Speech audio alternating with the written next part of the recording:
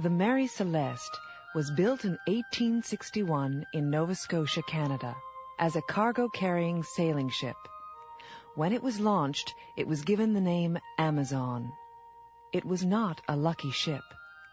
The first captain died a few days after it was registered, and on its first voyage in 1862, it was badly damaged in a collision. While it was being repaired in port, it caught fire.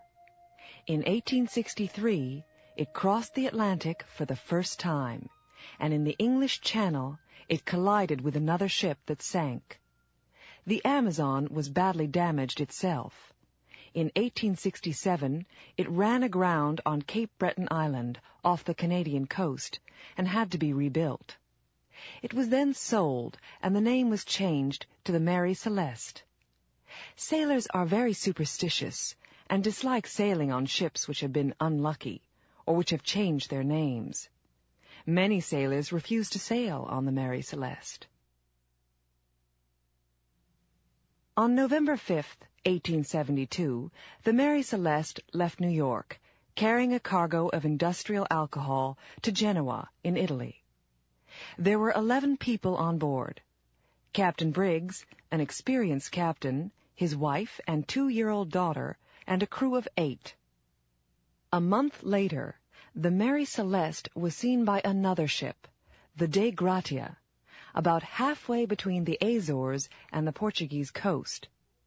Captain Morehouse of the Dei Gratia, a friend of Captain Briggs, noticed that the ship was sailing strangely. When the Mary Celeste did not answer his signal, he sent a small boat to find out what was wrong. The Mary Celeste was completely deserted. The only lifeboat was missing. All the sails were up and in good condition. All the cargo was there. The ship had obviously been through storms. The glass cover on the compass was broken. The windows of the deck cabins had been covered with wooden planks. There was 3 feet of water in the cargo hold, which was not enough to be dangerous. The water pumps were working perfectly. There was enough food for 6 months and plenty of fresh water. All the crew's personal possessions, clothes, boots, pipes and tobacco, etc., were on board. There were toys on the captain's bed. There was food and drink on the cabin table.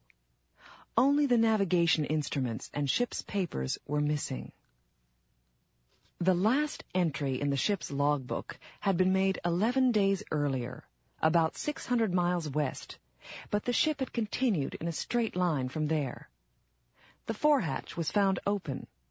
There were 2 deep marks on the bow near the waterline. There was a deep cut on the ship's rail, made by an axe. There were old brown bloodstains on the deck and on the captain's sword, which was in the cabin.